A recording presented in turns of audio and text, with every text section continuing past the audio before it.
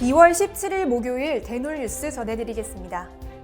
전국 치과의사 1,234명이 더불어민주당 이재명 대통령 후보의 임플란트 급여 확대 정책에 대한 지지 입장을 밝혔습니다. 지지 서명에 동참한 치과의사들은 임플란트 건강보험 치료는 국민들의 만족도가 매우 높은 치료라며 임플란트 확대 정책을 적극 지지한다고 강조했습니다. 전국 치과의사 1,567명이 윤석열 국민의힘 대통령 후보에 대한 지지선언 행사를 열고 정책 공약을 지지하는 의사를 분명히 했습니다. 윤 후보의 지지 서명에 동참한 치과의사들은 치과계 발전을 위해 정치적 약속을 지켜나갈 윤 후보를 적극 지지한다고 전했습니다. 북한 이탈주민 지원을 위한 공공기관 남북하나재단이 탈북민 3명이 치과의사, 의사, 한의사 시험에 응시해 최종 합격했다고 밝혔습니다. 올해 합격한 탈북민 출신 치과의사는 재북 당시 치과대학교를 졸업하고 치과의사로서 활동해온 것으로 알려졌습니다.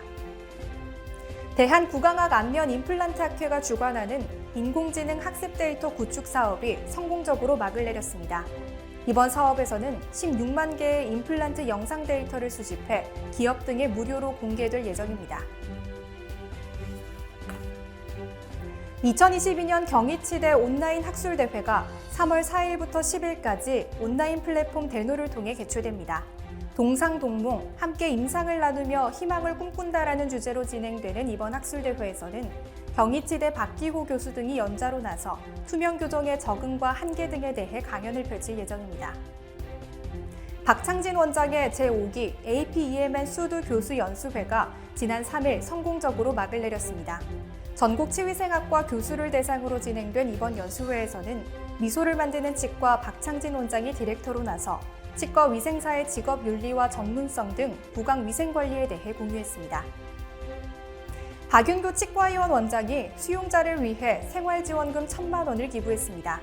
박 원장은 지난 2004년 수용자 진료봉사를 시작으로 창원교도소 교정위원으로 활동하고 있습니다. 선문대학교 치위생학과와 대만 가오슝 의과대학 치위생학과가 온라인 세미나를 개최했습니다. 이번 세미나에서 양측은 가오슝 의과대학 치위생학과에서 진행하고 있는 VR과 AR 연구 프로젝트를 소개하고 상호 협력을 위한 MOU 체결에 대해 논의했습니다. 대한의사협회가 최근 대법원이 의료인의 설명 의무 위반을 인정한 판결에 대해 우려를 표명하며 유감의 입장을 밝혔습니다. 의협은 이번 판결은 응급수술이나 위험수술을 시행하는 의료 현장에 심각한 혼란을 줄 수 있다고 강조했습니다. 한국치위생과학회가 연구자가 알아야 할 최신 치과 재료를 주제로 2022년 동계학술연수회를 개최했습니다. 이번 연수회에서는 연세치대 김광만 교수 등이 연자로 나서 치과 재료의 역사부터 디지털 치과 수복의 중요성까지 다양한 강연을 펼쳤습니다. 충남 청양군이 오는 12월까지 치과 주치의 사업을 시행한다고 밝혔습니다.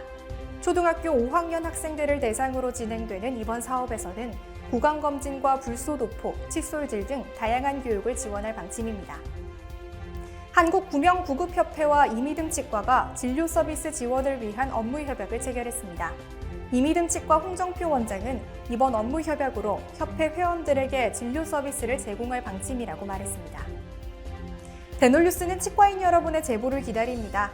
경조사, 인사동정, 봉사활동, 각종 행사 소식 등 치과계에 공유할 어떠한 소식도 좋습니다.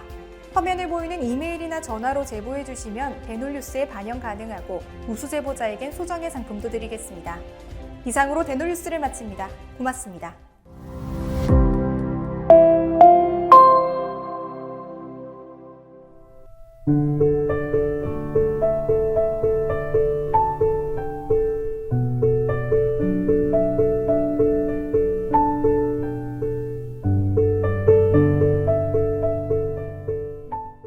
곰탕은 8,000원. 특곰탕은 10,000원? 특곰탕은 뭐가 다른겨? 뭐가 달라도 다르겠쥬. 임플란트 하면 좋은겨? 뭐가 달라도 다르겠죠. 오스템 임플란트